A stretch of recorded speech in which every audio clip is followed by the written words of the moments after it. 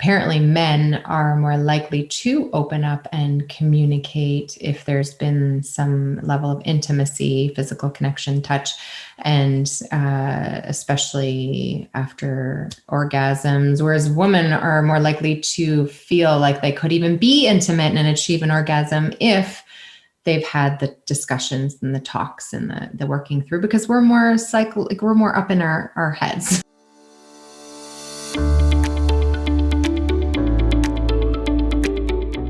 Are talking about how intimacy can impact your sleep. And if you've got sleep issues, reconnecting, getting a little bit more love can make a difference. But before we go into that, let's review a review of the week. This was from Teresa Lemieux. I'm so glad I found this. This is exactly the kind of perspective I've been looking for. Looking forward to more tips on healthy eating and mindful living. Thank you. Thank you from the bottom of our hearts, guys. Your reviews and ratings, they help us extend our reach. Sharing with your friends and family will help them show up better for themselves and you. So we are talking all about intimacy today and how if you've been caught up in a cycle of sleepless nights, guess what? There's a drug-free way to get back on track. Make love more often, or perhaps just get more connected with yourself and your partner. And in our Sleep Your Way to Success episode, number 13, Mary, right? We talked about, a ton of tips, and the beauty sleep episode number 10, on how to improve both your sleep quality and quantity. And intimacy is just another way that you can get better sleep quality and quantity. Today, we're discussing how intimacy can not only improve your sleep, but it's also an excellent way to connect better to yourself and your partner, both physically and psychologically. So the question is, how does sex, intimacy, orgasm, how do they help your sleep? So here's the thing, though, before we move on, and I just want to add in there that whether you have a partner or not, this conversation is relevant for any human being, because we can talk about intimacy with yourself as well as part of this, right? Absolutely. In fact, if you're in a relationship where you're so feeling a little disconnected, perhaps you're in a different phase of your life and you haven't been connecting at all or intimate at all with your partner, and you're just trying to move your way back to the bedroom, you're feeling like roommates, perhaps, starting with yourself is a good place to start. So you're either maybe alone in a relationship or alone, period. You could still, if you feel alone while being a partner, and I think it's also something to discuss, right? Like you can be in a relationship and think, you're supposed to be intimate all the time, but perhaps you've lost your way. So self-love is so important and key to being able to then communicate your needs with a partner if you're in a relationship or you're going to be in one, right? So we always like to bring in research, of course, but we know that sex, and specifically orgasm in this case, with or without partner, can produce hormones, right? So yes. There's research on it. You talked about a German study. Can you say more about that one?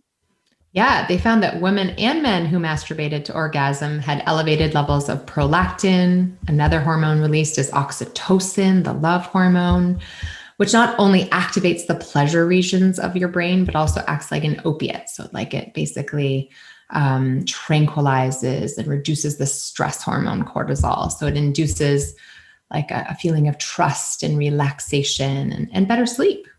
So kind of cool. Yes, and lots of hormones get produced.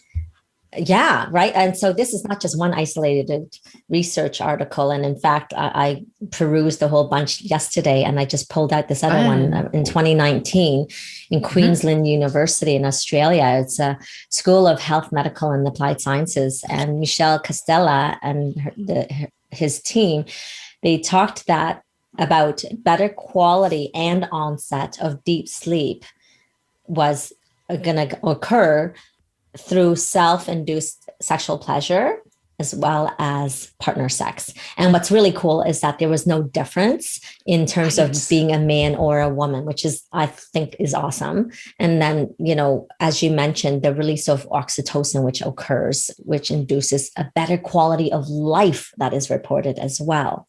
So when we say quality of life, what we're talking about here is not like, oh my gosh, every night you have to have sex before you go to bed and have an orgasm. That's not what we're talking about here today, right?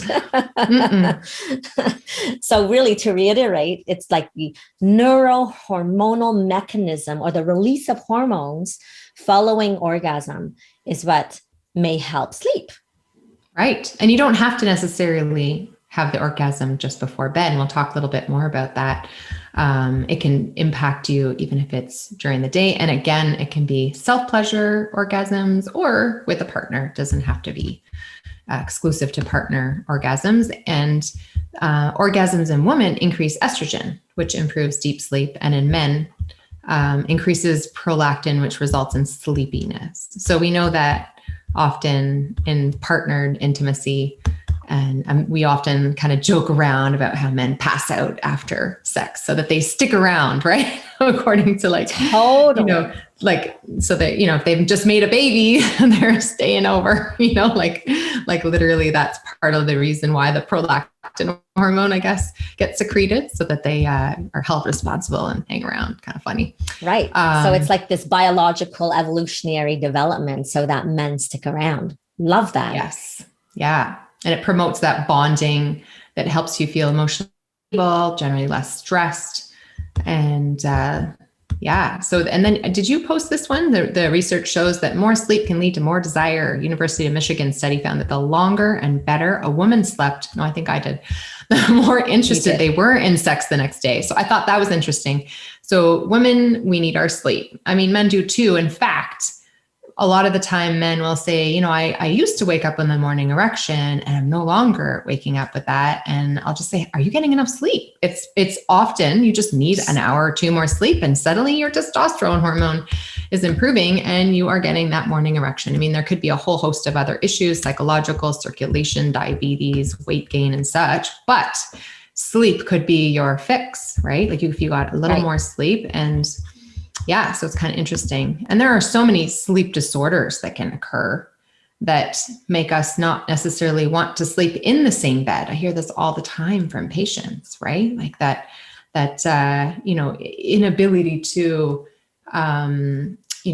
sleep, having a good quality sleep and wanting to sleep next to your partner. So this intimacy that you were trying to encourage to get reconnected or to get connected doesn't have to be just before bed or end in sleeping next to each other. Like we got to give each other the permission, right? To like decide depending on what phase of life you're in, or if you have a sleep disorder, if you're going to actually sleep next to each other. Because if we want that intimacy, we have to feel good. So we need good sleep. Yes. And you don't have to be intimate. And it's not equated to we sleep in the same bedroom. Hence, we are intimate. Sometimes people are totally not intimate and they sleep in the same room. Yeah, that's true too. It's about, okay, how do we connect? And after that, we can say, give each other a good night's kiss. And then I sleep in my room, you sleep in your room, right? And then to have that better quality sleep. So it's however works in your family. And so we're not tied to how it's going to go, but certainly don't force yourself to sleep in the same room thinking that that's what intimacy is. Right.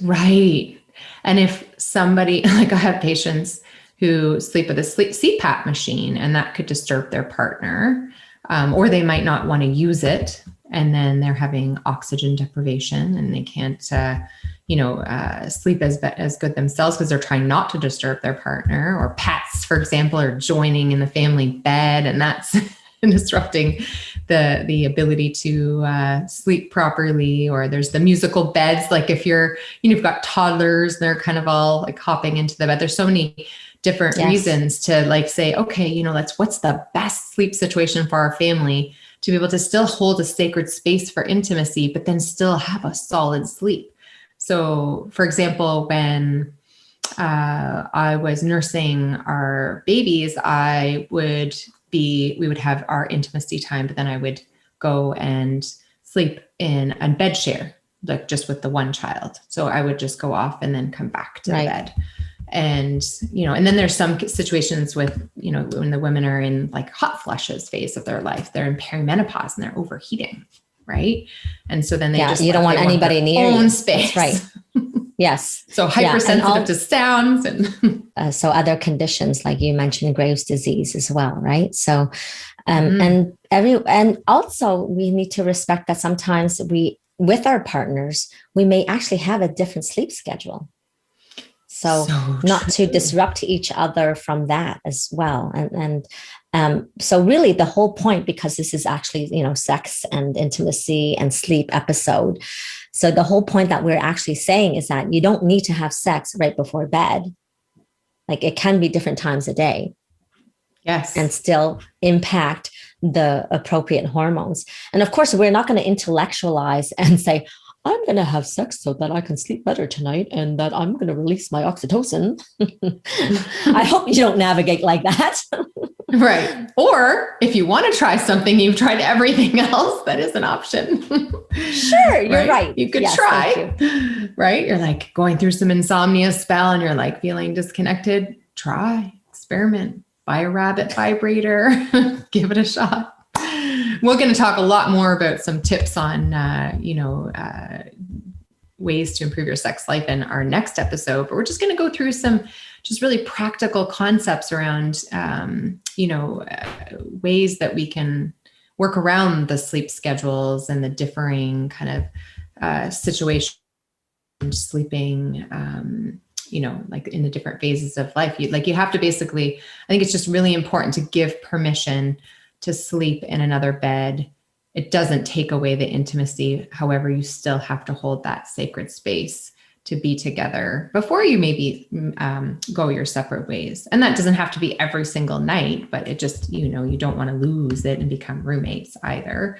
I actually listened to an interesting podcast with Christy Lewis, Dr. Christy Lewis, and she does like an intimate share where she talks about this. And she said that, I didn't want to admit it before, but like my husband and I, we used to sleep in separate beds, and our daughter has her bed. And, I guess that they just recognize that sleeping in a separate bed just makes it easier so that then they can connect, and have good solid sleep. So I thought, what a great thing to expand on, and so important to just never go to sleep mad and have clarity conversations, especially if you're sleeping in separate beds, obviously, but either way, because I don't know, do you find that I think that's such an important thing, really, like to not. Well, absolutely. I mean, if you're emotionally uptight and stressed and angry, then you're just going to be bubbling in your head with thoughts, and that's going to impede sleep. So definitely in our house,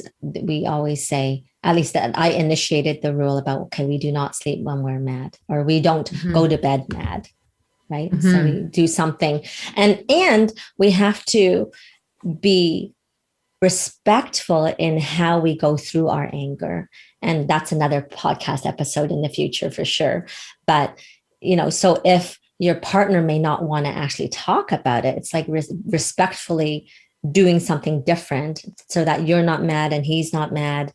It's because sometimes later at night, I don't know about you, because I'm talking about a sample size of one right now, but like, let's say we are not so happy with each other, and I'll do something to help myself not be so angry, and I'll come from an empathetic view. Whereas my husband, he would be more in the position of, you know what, I'm tired. I don't want to talk about this right now. I'm just going to go to my cave and, watch something to chill me out. And that's fine. Like, we have different tools of not staying mad. So it doesn't necessarily mean, you're mad and then you have to talk it out right the second. No, I agree. No, absolutely. Even if it's just a rescheduling time for connection time. And it's interesting because apparently men are more likely to open up and communicate if there's been some level of intimacy, physical connection, touch, and especially after orgasms, whereas women are more likely to feel like they could even be intimate and achieve an orgasm if they've had the discussions and the talks and the working through, because we're more we're more up in our heads. Like we are, we need that open communication to be even like comfortable enough to receive. Like, we're the receivers. So we have to be able to feel like we've been heard. So I think it's really important. And if men knew this, they would probably, well, like they would, if the dynamic is that, one partner, especially if the man is feeling like he's wanting, let's say he is a physical touch person, wants more of that, then he would get more of that physical connection if he was listening and having that open line of communication. And I think it's so important that even if, you're taking those times for collecting your energy and your ideas to then reconvene, that you're not just kind of over zoning out and having the TV in the bedroom and cell phones and like not communicating and just stuck with your devices. So like having that sacred space means like taking the TV out of the bedroom if you are sleeping in the same bedroom, or at least in the area that you guys are going to have your touch point conversations, your connection time, and then create an ambiance, like something that just helps you be more in touch with your five senses. So like have a candle lit or a salt rock lamp so that you just feel more grounded, and have relaxing music going. It just like softens the environment, and doesn't need to lead to like physical penetration. Like that's not what we're talking about, or orgasms even. It's just like having that intimacy so that when that does happen, like you're just so much more open to receiving and connecting, right? Yes. And I love that you actually mentioned or having to have orgasms, because then otherwise, I don't want people to walk away listening to this episode thinking that the only way their solution is orgasm. And what we know, a lot of people on earth actually do not, women anyway, do not ever get to a state of orgasm. And that's totally perfectly fine and okay. Yes. And, but intimacy does not equal orgasm, FYI. No. Right. But if you can achieve orgasms, it does a lot of good things for your hormones, but so does intimacy, right? Yes. Like that hug hormone, like when you hug someone, it releases the oxytocin, right? So it doesn't, again, like even though we're talking about how orgasms does release oxytocin, prolactin, estrogen, same thing with hugs. So just being held, being embraced, right? Yes. And that's even with your children. I mean, haven't you ever felt the joy, like when you're holding your kid and it's like, oh my gosh, there's just so much love, because we know oxytocin to be the love hormone. Right. So and when you're breastfeeding, you actually get that same release of prolactin, right? So I remember feeling almost like drugged after a letdown would happen. It's great. And I would just be relax. Just so relaxed. So yeah, just imagine like, improving, like having more clarity conversations and holding sacred space that doesn't involve technology, TV, cell phones, and then enhancing that feeling of intimacy. And you're having a bigger release of these hormones that just really impacts our health in such a good way. And it's also important to note that you don't have to have a perfect sleep. We've talked about that in a previous episode, that, although we're trying to enhance quality of sleep and quantity of sleep, it doesn't, need to be perfect, but enhancing it will, on the other hand, improve your ability to communicate more efficiently. And it can make or break your day. For some people, it just really impacts them. They're just moody and they're tired, and last thing that's on their mind is to be intimate because they haven't had enough sleep. So it's just like kind of that cycle. It's like finding ways to, transition to sleep, as we mentioned before, and being intimate can be a very helpful way to transition and soften your mind and just let go of all the stress of the day.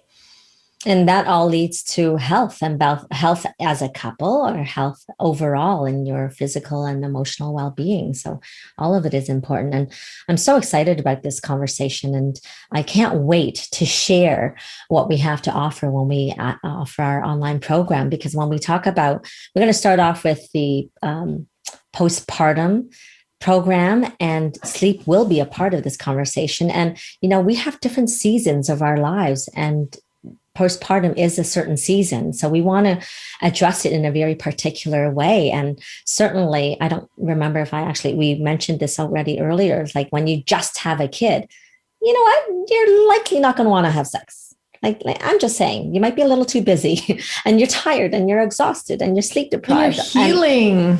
And you're healing, right? Mm-hmm. So I can't wait for us to share all those nuggets of gold that will be, insightful and so helpful and hopeful as one navigates a different season of their lives.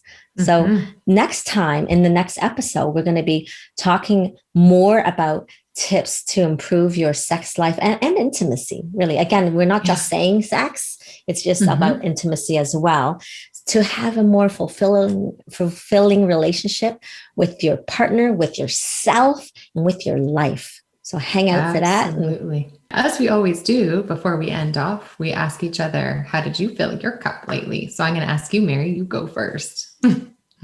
It's really funny because I haven't thought about it at all, but in this specific moment, what filled my cup is sharing a little secret with you, which I'm not going to share with everybody right now.